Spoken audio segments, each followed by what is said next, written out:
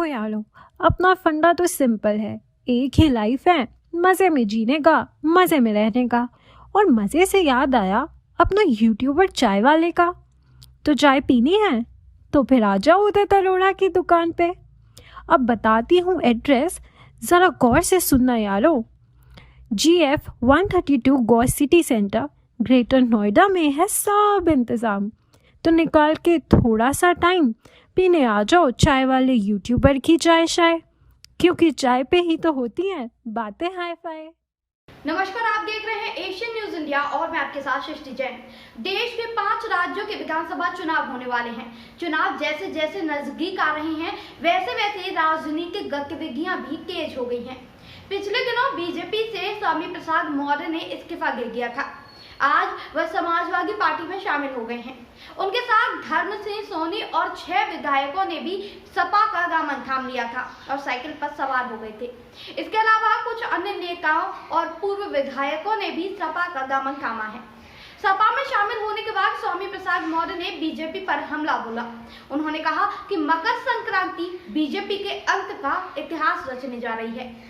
BJP के जो लोग कुंभकर्ण की नींद में सोए हुए थे उनको अब नींद ही नहीं आती। आगे उन्होंने कहा कि बीजेपी के कुछ लोग कहते हैं कि 5 साल तक इस्तीफा क्यों नहीं दिया। कुछ लोग कहते हैं कि बेटे के चक्कर में बीजेपी छोड़ी है। तो मैं उन सभी को जवाब देना चाहता हूँ कि बीजेपी ने गरीबों, पिछड़ों, दलितों और अल्पसंख्यकों की आंखों में धूल झोंक कर सत्या हत्याई है।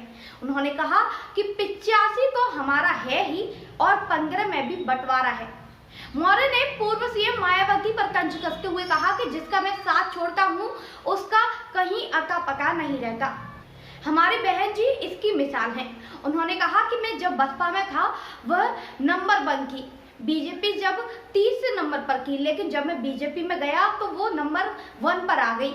बता दें, यूपी चुनाव से पहले अब तक प्रदेश में कुल 10 विधायकों ने बीजेपी छोड़ दी है। इनमें से 3 यूपी सरकार में मंत्री थे, तो वहीं कांग्रेस और सपा के एक विधायक ने बीजेपी का दामन थामा है।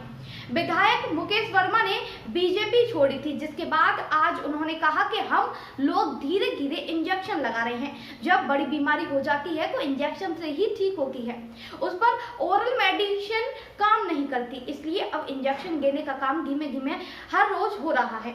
हर रोज एक एक करके इंजेक्शन दिए जा रहे हैं।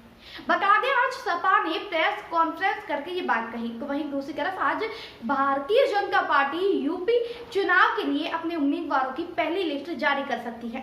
बीजेपी की सेंट्रल इलेक्शन कमेटी ने 172 सीटों पर उम्मीदवार के नाम अभी फाइल कर चुके हैं।